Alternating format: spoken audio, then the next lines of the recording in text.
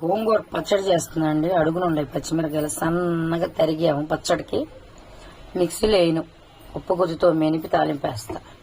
పచ్చిమిరకాయలు అడుగునుండే సన్నగా తరిగి కోసాం.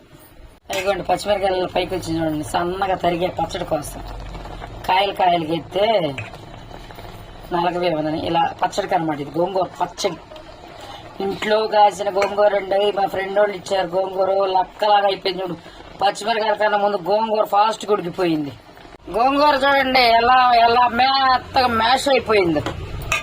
భలే ఉందండి గోంగూర మాత్రం. పచ్చడి ఇలా కూడా చేయొచ్చా అని నాకు ఇప్పుడే అర్థమైంది.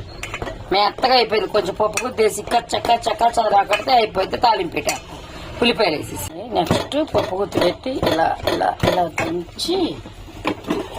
పెంచిన తర్వాత కాస్త ఉప్పు గుప్పుడుప్పు పట్టిద్దండి. ఉప్పేసి బాగా మేదేస్తే భలే ఉంది. ఇదిగోండి దంచాను, బాగా మెత్తగా అయిందండి. గోంగూర మాత్రం భలే ఉడుకుతుందండి. ఇది గాయత్రి పవరే పవర్. గోంగూర పచ్చడిలోకి ఉల్లిపాయలు వేసేస్తున్నానండి. ఉల్లిపాయలు చూసారా ఎన్ని వేసాను, ముద్దకో ముక్క అనమాట. చూడండి, నేను ఎండుమిరకాయలు లేవు, ఊరమిరకాయలు వేసాను.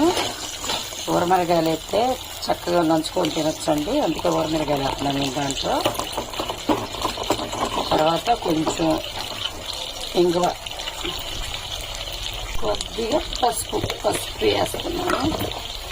ఒక చేతితో ఫోన్ పట్టుకొని వీడియోలు తీయాలని చాలా కష్టంగా ఉందండి. ఇదిగో తాలింపు గింజలు వేసాను, బాగా ఏగిని. ఊరమిరకాయలు కూడా ఎగుతున్నాయి. ఇప్పుడు గోంగూర పచ్చడి వేద్దాం. బాగా ఇలా కలుపుకొని ఉల్లిపాయలు గోంగూర కలుపుకొని రోట్లో వేయలేదండి అసలు. పప్పు గుత్తి వేసి ఇక దీంట్లో వేసేద్దాం.